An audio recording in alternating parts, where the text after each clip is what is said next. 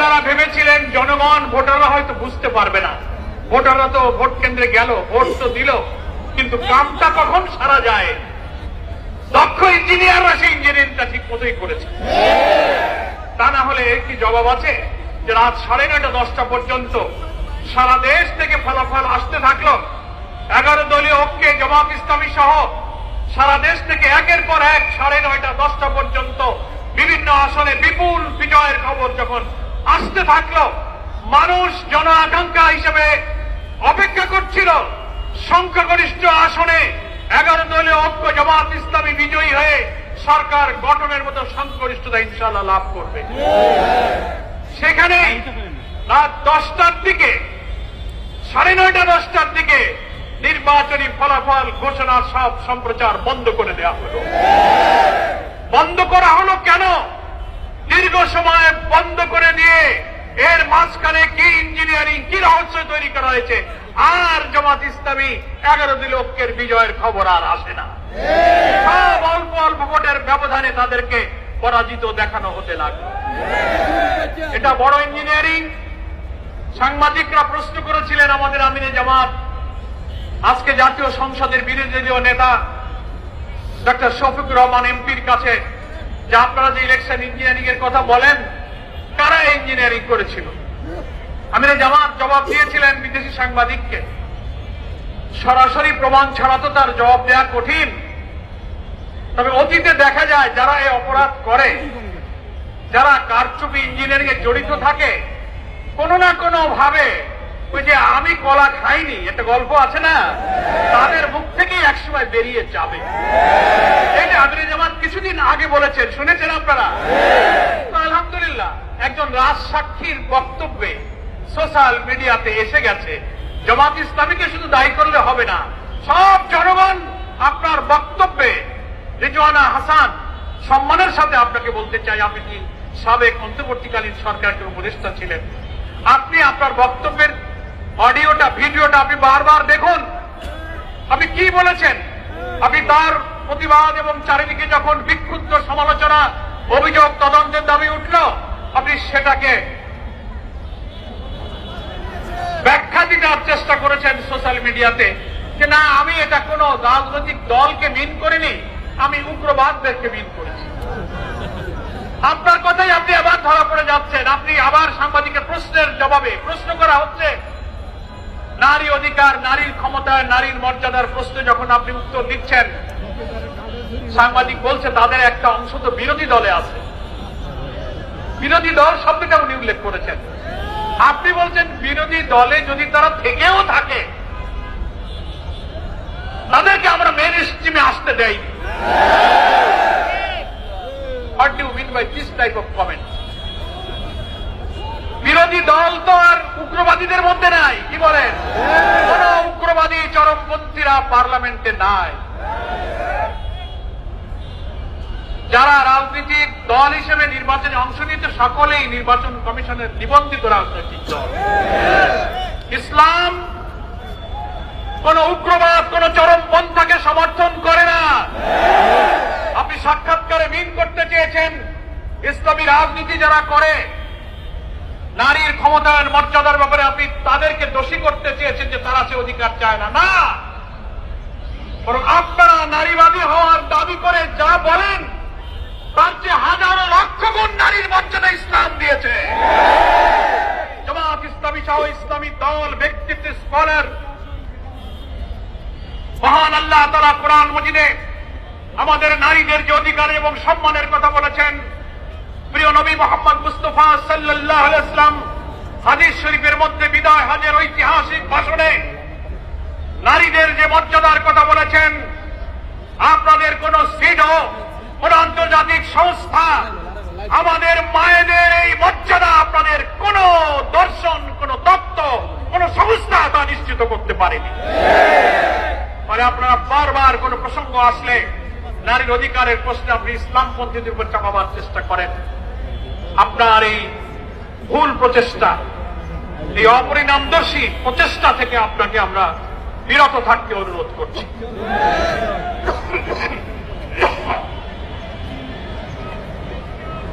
যতই আপনি ব্যাখ্যা দিয়ে বোঝানোর চেষ্টা করেন আমি কোন দলকে মিন করি, তো জাতীয় সংসদে বিরোধী দল তো একটা দল, আপনি নাম হয়তো জামাত ইসলামী বলেননি, কিন্তু অপোজিশন কারা? তারা জামাত ইসলাম।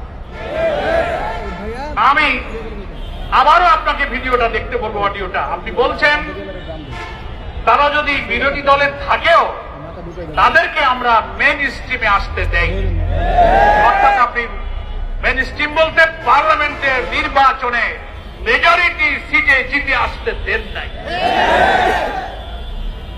That is called election engineering. ফলে এইখান থেকে, এই কথা থেকে জনগণের বিশ্বাস করার সুযোগ আছে যে আপনি হচ্ছেন সেই ইঞ্জিনিয়ারিং এর একজন আত্মস্বীকৃত রাজসাক্ষী। এখন আপনাকেই এটা প্রমাণ করতে হবে যে বিরোধী দল বলতে আপনি কাকে বিন করেছেন। পার্লামেন্টে কি জামাত ইসলামী ছাড়া আর কোন বিরোধী দল আছে? বারবার বলছেন আমি কোন দলকে বিন করিনি। আবার আপনি আজকে দেখলাম এই কথা ব্যাখ্যা দিতে গিয়ে, নিজেকে ডিফেন্স দিতে গিয়ে আপনি আনন্দবাজারের সঙ্গে একটা সাক্ষাৎকারে আপনি বলে ফেললেন, এই কথাটা কেন বলতে গেলেন যে আমি যদি কোনো মবের শিকার হই তাহলে জামাত শিবিরকেই দায়ী থাকতে হবে।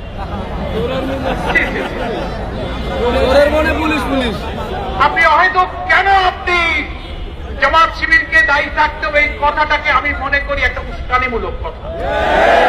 আপনার এই উস্কানিমূলক কথা বলার তো কোনো প্রয়োজন ছিল না। জামাত ইসলামী তো কোন মবকে বিশ্বাস করে না, জামাত ইসলামী কোন মবের রাজনীতি করে না। জামাত ইসলামী নিয়মতান্ত্রিক, গঠনতান্ত্রিক, ওয়েল ডিসিপ্লিন, ওয়েল অর্গানাইজড একটা সংগঠন। আমাদের শত্রু বলে জামাত ইসলামীর শৃঙ্খলা, আনুগত্য, নিয়মতান্ত্রিকতা, তারা এটার প্রশংসা। আপনিও একজন সাবেক উপদেষ্টা হিসেবে জামাত ইসলামী নেতৃবৃন্দের আচরণ, কর্মসূচির সঙ্গে আপনি পরিচিত। আপনি কেন হয়তো কোনো কিছুই তো ঘটেনি, সিম্পল আমরা আপনার এই বক্তব্যের একটা জুডিশিয়াল ইনকোয়ারি দাবি করছি। আমরা তো দাবি করতেই পারি, এত বড় একটা ইঞ্জিনিয়ারিং হলো আর আপনি বললেন যে আমরা এই মেইন স্ট্রিমে আসতে দেয়নি। আপনার কথাই তো সাক্ষী দেয় যে আপনি আমাদেরকে নির্বাচনে মেজরিটি হতে বাধা দিয়েছেন। তবে আমরা বিশ্বাস করি আপনার একার পক্ষে হয়তো সম্ভব নাও হতে পারে। এত ইঞ্জিনিয়ারিং এর সঙ্গে এত বড় একটা মাস্টার প্ল্যান যারা করেছেন, আপনার সঙ্গে আর কে কে ছিলেন দয়া করে তার নামগুলো প্রকাশ করুন। লন্ডন কনস্পিরেসির হোতা হিসেবে যাকে দেশের মানুষ মনে করে ডক্টর খলিলুর রহমান, যিনি ইন্টারিম গভর্নমেন্টের সিকিউরিটি অ্যাডভাইজার ছিলেন। বাংলাদেশের অন্তর্বর্তীকালীন নির্দলীয় সরকারগুলোর একটা ট্রেডিশন আছে, একটা প্রথা, একটা ঐতিহ্য, একটা রেওয়াজ আছে যে যারা নির্দলীয় সরকারের উপদেষ্টা থাকেন একেবারে ইমিডিয়েট তার পরের নির্বাচিত কোন সরকারি কোন পলিটিক্যাল গভর্নমেন্টে তারা সাধারণত যোগদান করেন না, কেউ করেনি। আর আপনার ভূমিকার ব্যাপারে আজকে ক্ষমতাসীন সরকারি দল নির্বাচনের আগে বিএনপির অনেক সিনিয়র নেতারা আপনার বিরুদ্ধে অনেক বক্তব্য রেখেছে। আপনার ষড়যন্ত্র, নির্বাচনকে নিরপেক্ষ না করা, দেশের বিরুদ্ধে নানান ষড়যন্ত্রের ব্যাপারে বিএনপির অনেক সিনিয়র নেতারা যারা আজকে মন্ত্রিসভায় আছেন, সেই ভিডিও অডিও এখন অনলাইনে ভাইরাল আছে। তারা আপনার ব্যাপারে বক্তব্য রেখেছেন, আপনাকে অন্তর্বর্তীকালীন সরকারের উপদেষ্টা থেকে অব্যাহতির জন্য দাবি করেছেন। তাদেরই সরকারে আপনি যোগ দিলেন, শুধু ইচ্ছা করে যোগ দেন নাই। নিশ্চয়ই সরকারের যারা আছেন, ডিপ স্টেটে যারা ছিলেন, those who are policy maker, যারা পলিসি মেকিং করেন, তারাই পছন্দ করে আপনাকে পিক আপ করে আপনাকে আবার ক্যাবিনেটে নিয়ে আসছে। তার অর্থ হলো যে এখানে আসবার আগে যখন আপনি অন্তর্বর্তীকালীন সরকারের উপদেষ্টার দায়িত্ব পালন করছিলেন, আজকে যারা সরকার গঠন করেছেন ওই দলের যথেষ্ট উপকার আপনি ওই সময়ও করেছেন। আপনার খেদমত, আপনার উপকার নির্বাচনে বিজয়ী করা, সরকারে আনার ব্যাপারে আপনার সার্ভিসে তারা এত সন্তুষ্ট হয়েছে যে আপনার পরে সমস্ত রাগ দুঃখ ভুলে আপনাকে এখন পররাষ্ট্রমন্ত্রী করে। এটা একটা উপহার আপনি পেয়েছেন। তো এটা তো জাতি বুঝতে পারে যে ইঞ্জিনিয়ারিং এর সাথে আপনি একটা গুরুত্বপূর্ণ দায়িত্ব পালন করেছেন। আরো আছে, আস্তে আস্তে বলে ঠাকুর ঘরে গেলে আমি কলা খাইনি। তো অনেক সময় ঠাকুর ঘরের লোকেরা এরকম হঠাৎ কেউ কেউ বলে উঠবে, না আমি কলা খাইনি। তো অন্তত দুজন তো পাওয়া গেল। আর যদি আপনাদের সহযোগী কেউ থাকে তাদের নামটা প্রকাশ করো। আমরা বর্তমান সরকারের দৃষ্টিতে আনতে চাই, এই বক্তব্যটাকে পরীক্ষা করা হোক। রাজনৈতিক বিশ্লেষক, যারা চিন্তাশীল, যারা সিভিল সোসাইটি আছেন, এখন নীরব কেন? আপনি এই কথা ব্যাখ্যা দেন। বিরোধী দলে থাকলেও তাদেরকে আমরা মেইন স্ট্রিমে আসতে দেয়নি, এই কথার অর্থ কি? সমাজের সুশীলদের কাছে ব্যাখ্যা চাই। রাম বাম সেজে বাংলাদেশকে আমাদের জাতিসত্তা থেকে বিচ্ছিন্ন করার জন্য আন্তর্জাতিক চক্রের সিন্ডিকেট হয়ে যারা কাজ করেন, তারাই এই বক্তব্যের ব্যাখ্যা দেবেন। আমাদের ব্যাখ্যা যদি ভুল হয় আপনারাই সঠিক ব্যাখ্যা দিন যে বিরোধী দলের পার্লামেন্টে কারা আছে জামাত ইসলামী ছাড়া। হয় জোয়ানা চৌধুরী হতে পারে, তিনি যদি অন্তরের দিক থেকে সিনসিয়ার থাকেন, অপরাধ না করে থাকেন, তাহলে তিনি অকপটে তার এই বক্তব্যের ভুল স্বীকার করতে পারেন যে আমি আমার কথা ভুল বলেছি। যতক্ষণ তা না বলবেন ততক্ষণ দেশবাসীর বিশ্বাস করার যৌক্তিক কারণ আছে যে আপনি জামাত ইসলামীকে বিরোধী দল থেকে সরকার দলে আসার পথে আপনারাই বাধা দিয়েছেন। জনগণ মনে করেছিল সংখ্যাগরিষ্ঠ আসনে জামাত ইসলামী 11 দল জিতবে, 168-70-এর উপরে আমরা আসন পাব। আপনারা প্ল্যান করে সেটাকে 100-র নিচে থামিয়ে দেওয়ার চেষ্টা করেছেন। রাত 10টার পরে কেন সম্প্রচার আপনি বন্ধ করলেন? ভোট গণনায় মেকানিজম করা হয়েছে, 100-200 ব্যালটের বান্ডিল করা হয়েছে, দাঁড়িপাল্লা বান্ডিলের ভিতরে উপরে ধানের শীষের বান্ডিল দিয়ে 200 ধরে কুটে দেওয়া। রেজাল্ট শিটে টেম্পারিং করা হয়েছে, কাটাছেড়া করা হয়েছে।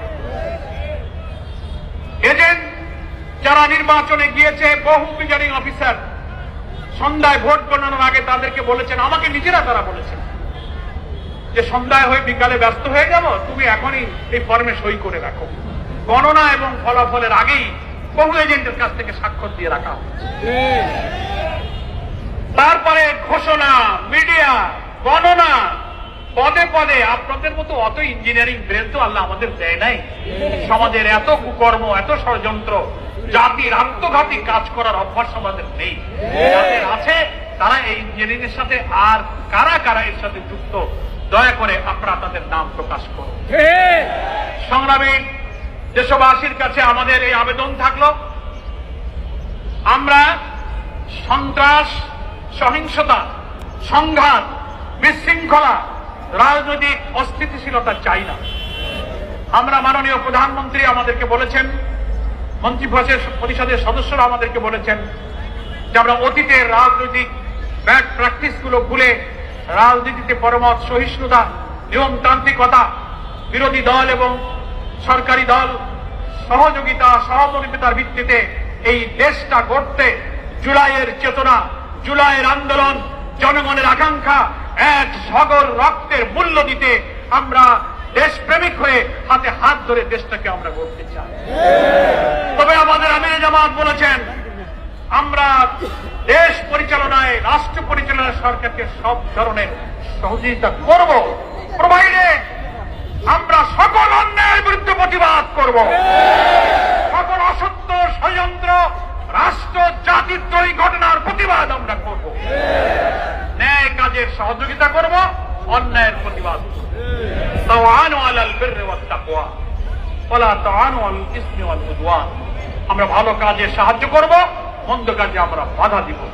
সাবেক একজন উপদেষ্টা যে কাজটা করেছেন, যে কথা বলেছেন, এর কথা মিন করে যে আপনি একটা মন্দ কাজের সাথে যুক্ত ছিলেন, তাই আমরা তার প্রতিবাদ করছি।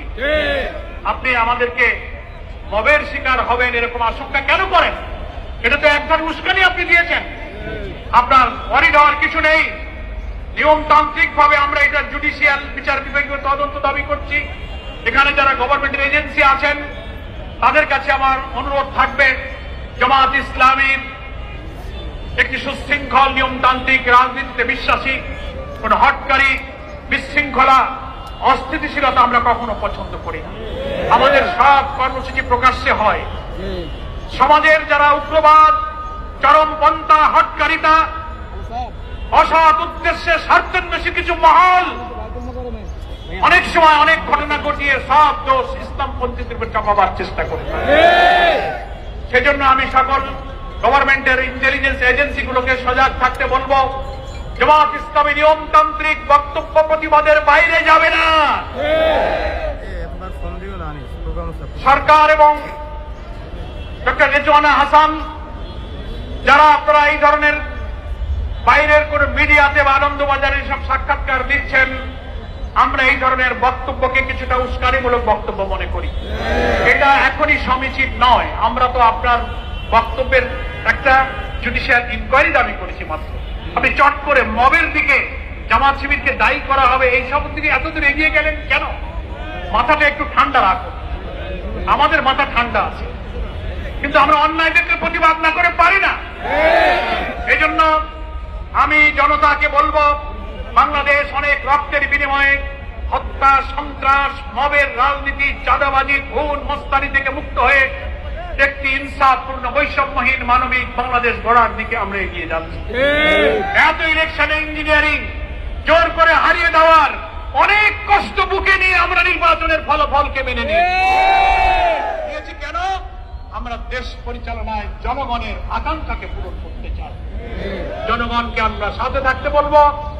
সরকারের অভ্যন্তরে হোক, সাবেক উপদেষ্টাদের মধ্যে হোক, যারা ইঞ্জিনিয়ারিং এর সাথে যুক্ত থেকেছেন, যারা বিশেষ করে দলকে ক্ষমতায় আনবার জন্য অন্তর্বর্তীকালীন সরকারের ভেতরে থেকেও চেষ্টা করেছেন, বুকে হাত দিয়ে আল্লাহকে সাক্ষী রেখে আত্মবিচার করুন। আপনি বিবেকের দংশনে নিশ্চয়ই দংশিত হবেন। ওই সময় আপনি চেষ্টা করেছেন বলেই তার পুরস্কার হিসেবে আজকে আপনি পররাষ্ট্রমন্ত্রীর পদটা পেয়েছেন। বাংলাদেশের non political government, interim government যারা ইতিপূর্বে ছিলেন, এই ট্রেডিশন, এই প্রথা আমাদের কখনো ছিল না। আপনি চট করে মেয়াদ শেষের অব্যবহিত পরেই আপনি মন্ত্রিত্বের পুরস্কার গ্রহণ করলেন, আর সরকারের মধ্যে থাকা লোকেরা আপনাকে পুরস্কার প্রদানও করলেন। এই মহব্বত, এই ভালোবাসা, এই প্রেমের মধ্যে নিশ্চয়ই কোনো রহস্য আছে। এই যে উভয় পক্ষের প্রেম এমনি এমনি হয় নাই। ক্ষমতায় আনার জন্য আপনি যথেষ্ট সার্ভিস দিয়েছেন, তার একটা কৃতজ্ঞতা তো করতে হয়। গুণ খাইলে তো গুণ গাইতে হয়। তাই আপনাকে এই পররাষ্ট্রমন্ত্রী পদটা উপহার দেওয়া হয়েছে। ফলে আপনারা বেজার হওয়ার কিছু নাই। আমরা সত্য কথাই বলছি। কেন আপনি বেজার হবেন? আপনাদের জন্য আমাদের মায়া লাগে, দয়া লাগে, দোয়াও করি যে আপনারা সুস্থ থাকেন, দেশ জাতির জন্য কল্যাণকর কিছু করেন। জামাত ইসলামের প্রতি কোনো অপবাদ দেবেন না, ভুল ধারণা করবেন না, অহেতুক আশঙ্কা করবেন না। প্রচলিত ধারণায় এক শ্রেণীর পশ্চিমা এবং পাশ্চাত্য মিডিয়ার এবং টকশোজীবীরা, পেইড জার্নালিস্ট যারা কিছু আছেন, অহেতুক জামাত শিবিরের বিরুদ্ধে যেসব বক্তব্য রাখেন, তারা গুপ্ত, তারা রক কাটা, তারা অমক তমক, এর কোন প্রমাণ বাংলাদেশে নাই। আমাদের মানবিক বাংলাদেশ গড়ার অভিযান ঠেকাতে না পারে আপনারা বহু চেষ্টা আপনারা করেছেন, বহু অভিযোগ করেছেন। 5টি পাবলিক বিশ্ববিদ্যালয়ের ছাত্রদের নির্বাচনেও তাদেরকেও আপনারা গুপ্ত আর রক কাটা বলে ঠেকাবার চেষ্টা করেছেন। কোন অপপ্রচার ঠেকাতে পারে নাই, জাতীয় নির্বাচনও ঠেকাতে পারেন নাই। দেশবাসী কোটি কোটি ভোট দিয়ে প্রমাণ করেছে আপনাদের সব অপপ্রচার হচ্ছে মিথ্যা, গুজব, রাজনৈতিক উদ্দেশ্য প্রণোদিত। এই মিথ্যাচার অপপ্রচারের সর্বনাশা অপরিণামদর্শী পথ থেকে আপনি ফিরে আসুন। এসে নির্বাচনে এই ইঞ্জিনিয়ারিং এর সাথে আর কারা জড়িত ছিল, সাহস থাকলে নাম প্রকাশ করুন। বিচার বিভাগের সাথে যারা আছেন, আমি জামাত ইসলামের পক্ষ থেকে তাদের কাছে দৃষ্টি আকর্ষণ করব, একটা জুডিশিয়াল ইনকোয়ারির ব্যাপারে আপনারা পদক্ষেপ গ্রহণ করুন। পরিশেষে একটা কথা বলে আমরা মিছিলে যাব, সে কথাটা হলো ক্ষমতাসীন সরকার বিএনপি রাজনীতিতে আমরা দীর্ঘকাল একসাথে পথ চলেছি। ফ্যাসিবাদ বিরোধী আন্দোলনে আমরা একসাথে ছিলাম। জুলাইয়ের যে চেতনা, গণতন্ত্রের যে চেতনা, একটা নির্বাচিত সরকারের কাজই হলো আপনি জনপ্রতিনিধি যারা নির্বাচিত তাদেরকে যে আপনি দেশ চালাবেন। শুরু থেকেই আপনি কিন্তু সেই গণতন্ত্রের পথে হাঁটতে পারলেন। কর্তৃত্ববাদী সরকার বিরুদ্ধে যেসব কারণে আমরা আন্দোলন করেছি, আপনি নির্বাচিত হয়ে 6টি সিটি কর্পোরেশন অ্যাকর্ডিং টু আর কনস্টিটিউশন এখানে আপনি নির্বাচিত প্রতিনিধিদের কাজ করবেন। তো প্রশাসক তো আগেই ছিল, এমন না যে ওটা শূন্য ছিল। তো প্রশাসক থাকার পরে আপনি আরেকটা দলীয় লোক কেন নিয়োগ করলেন? আপনি নির্বাচন দিয়ে দিতে পারতেন। এটাই ডেমোক্রেসি ছিল, এটাই জুলাইয়ের চেতনা ছিল। এরপরে একের পর এক রদ বদল, এটা সেটা। 12 তারিখে পার্লামেন্টের সেশন শুরু হবে, এখন অধিবেশন হয়ে পারল না। ট্রেজারি বেঞ্চ এবং অপোজিশনের সাথে কোনো ইন্টারাকশন হলো না, কোনো বৈঠক হলো না। সংসদ অধিবেশন শুরুর আগে সব জায়গায় পরিবর্তন, রদ বদল, দলীয় লোক সেট করার এই প্রবণতা তো আমাদেরকে অতীতের কর্তৃত্ববাদী সরকারের কথাই মনে করিয়ে দিচ্ছে। একটু সংযত হন। 5ই আগস্ট কিন্তু আমাদের অনেক শিক্ষা দিয়ে গেছে। সংখ্যাগরিষ্ঠতা, ক্ষমতার দাম্ভিকতা, অহংকার, কর্তৃত্ববাদী মনোভাবের কি পরিণতি হয় 5ই আগস্ট সকলকে শিক্ষা দিয়ে গেছে। এজন্য ব্যস্ত হওয়ার দরকার নাই। নির্বাচিত সরকার, নির্বাচিত প্রতিনিধিরাই দেশ চালাবে। প্রশাসনিক পরিবর্তন আপনি করতেই পারেন, কিন্তু একটা সরকার গঠন হয়েছে, পার্লামেন্টের সেশনে আসেন। জুলাই সনদকে আপনি এড়িয়ে যাচ্ছেন। যে জুলাই সনদে বিএনপি সহ আমরা সবাই স্বাক্ষর করেছি। জুলাই চার্টারের দক্ষিণ প্লাজায় যে স্বাক্ষরটা করা হয়েছে, ওই সনদে খুলে দেখবেন স্বাক্ষর করেছেন এবং আমরা যে অঙ্গীকার করেছি 1, 2, 3 করে যে পয়েন্টগুলো আছে, তার 2 এবং 3 নম্বর পয়েন্টে পরিষ্কার বলা আছে, আমরা স্বাক্ষরকারী দলগুলো জুলাই সনদে ঐক্যমত হওয়া সংস্কারের সব প্রস্তাবগুলো আমরা বাস্তবায়নের জন্য অঙ্গীকার করলাম। সংবিধান সংস্কার আদেশ হয়েছে, সেই অনুযায়ী গণভোটে কোটি কোটি মানুষ ভোট দিয়ে হাঁকে জয়যুক্ত করেছে।